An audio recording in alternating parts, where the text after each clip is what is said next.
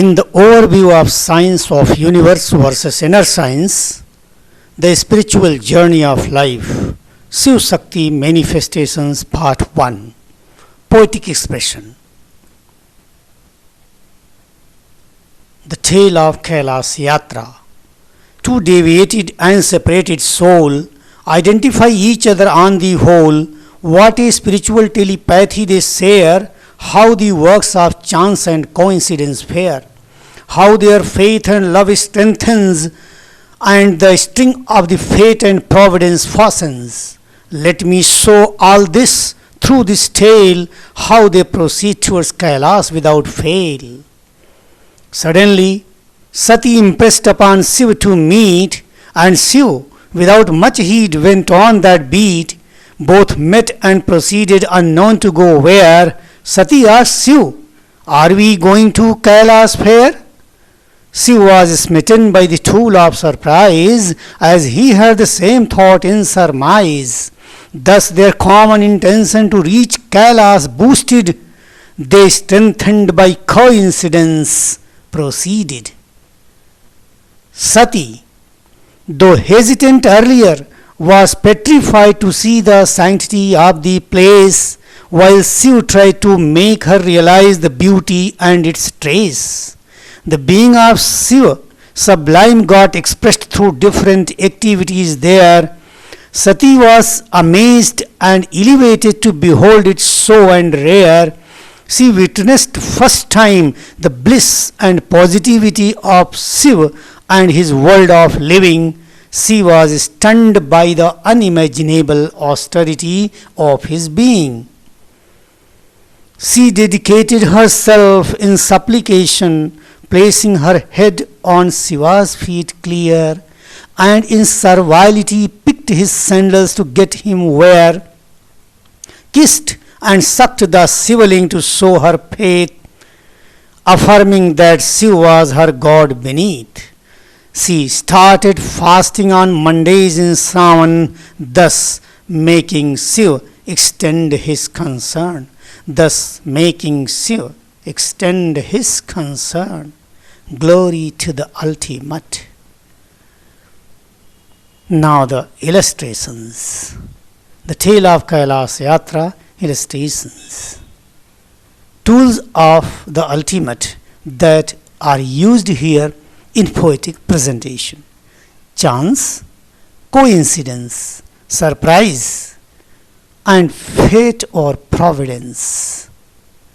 Here, cosmic energy and matter personified to be Shiv and Shakti.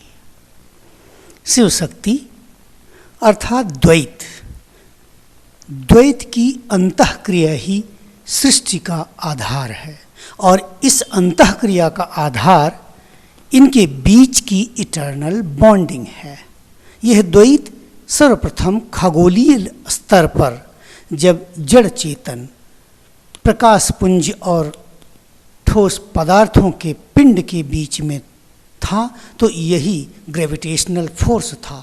परंतु इस धरती पर जब जीव का अस्तित्व यहाँ पर आया, तो उनके बीच मेल फीमेल के रूप में जब यह द्वैत विकसित हुआ, तो इनके बीच का eternal love, that is the eternal bonding between them, this provides base for interaction between them.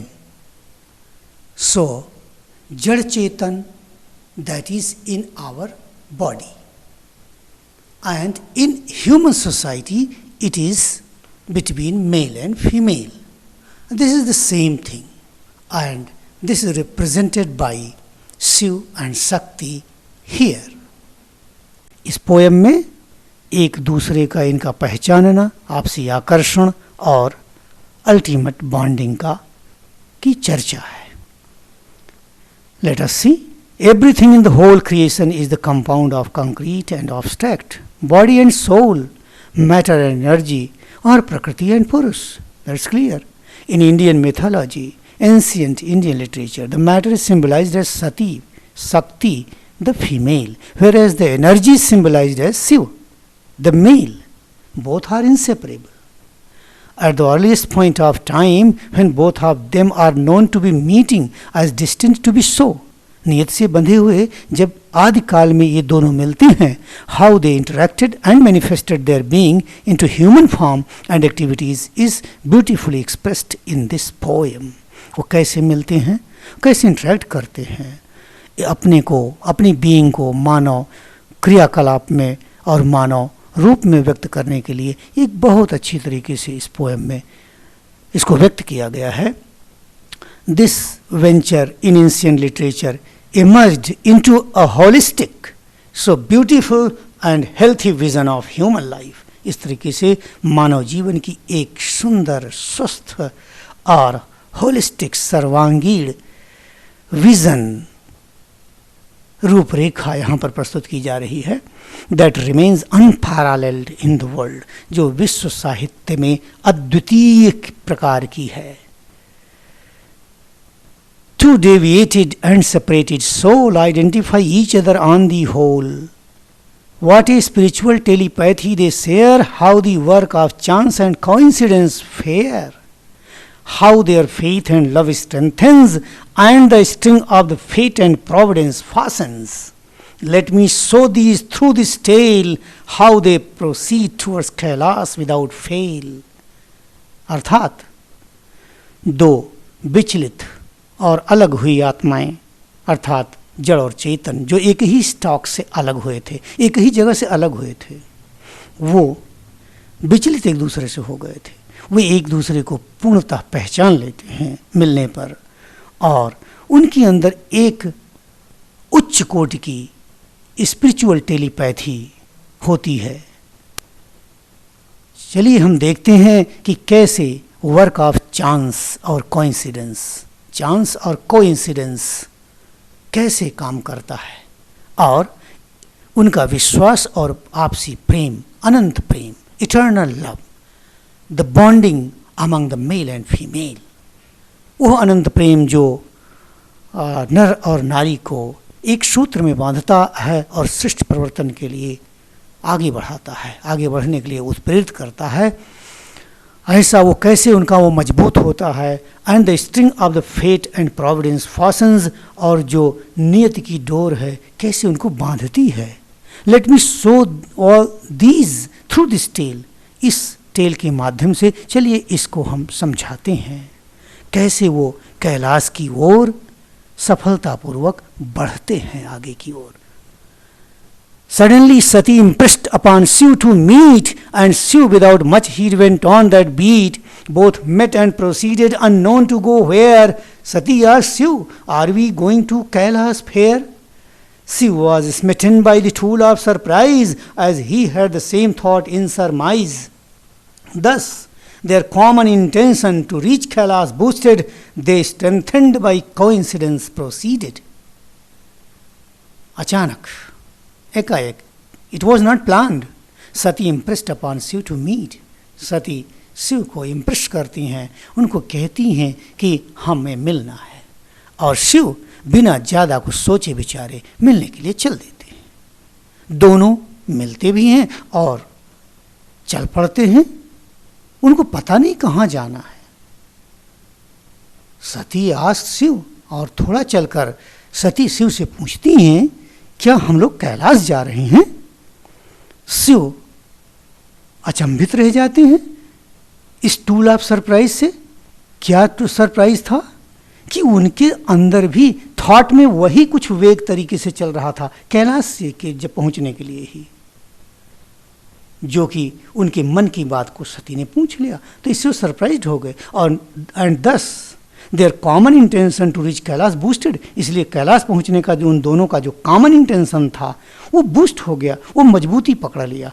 And इस तरीके से वो कोइंसिडेंस से और स्ट्रेंथेंड होकर के आगे बढ़ने लगते हैं और कैलाश पहुंच जाते हैं.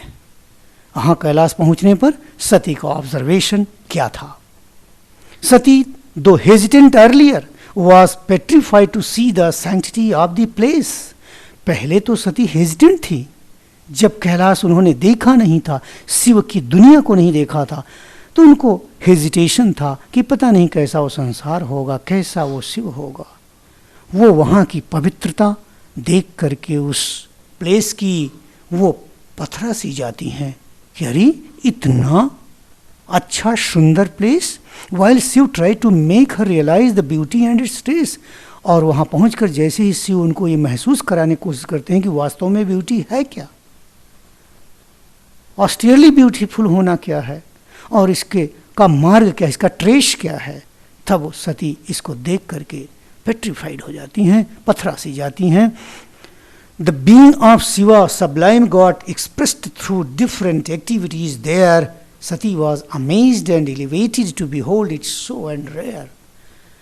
वहाँ पर कैलाश पर डिफरेंट एक्टिविटीज़ के द्वारा शिव का जो सत्ता है, वो उत्कृष्ट सत्ता है, वो एक्सप्रेस होती है और इसको इस प्रकार से अद्वितीय रेयर देख कर उसका दर्शन पा करके सती बहुत ही आश्चंभित, आश्चर्यचकित और एलिवेटेड फील करती हैं, उच्चता महसूस करती हैं।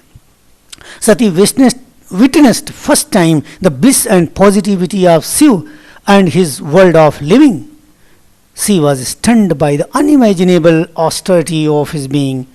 सती ने पहली बार शिव के इस पॉजिटिविटी और उनके इस रहनी वाले संसार की उच्चता को देखा था और इससे वो अकल्पनीय ऑस्टेरिटी जो उनके बीइंग की थी उससे वो किंग कर्तव्य विमूढ़ या पथरा जाती हैं। अब उनका रिएक्शन देखिए, what is her reaction now. She dedicated herself in supplication, placing her head on Shiva's feet clear, and in servility picked his sandals to get him where. उन्होंने सर्वालिटी स्वीकार कर लिया और शिव भक्ति और उनकी दासता को स्वीकार करके उनके चरणों में अपने सिर को रखते हुए रख दिया और उनकी खड़ाओं को उठाकर उनको पहनाने लग गई और kissed and sucked the Shivling to show her faith. शिवलिंग को उन्होंने किस और शक किया अपना विश्वास दिखाने के लिए, ये दिखाने के लिए कि शिव ही उनके इस लोक में उनके भगवान हैं। और she started fasting on Mondays in Shravan, और श्रावण के महीने में उन्होंने मंडेज को, सोमवार के दिन फास्ट रखना शुरू किया और इस प्रकार से शिव का लगाव उनके प्रति बहुत ही ज़्यादा प्रगाढ़ हो गया, बढ़ता चला गया। Glory to the ultimate. Hari Om तत्सत। ओम आनंदमय, ओम शांतिमय।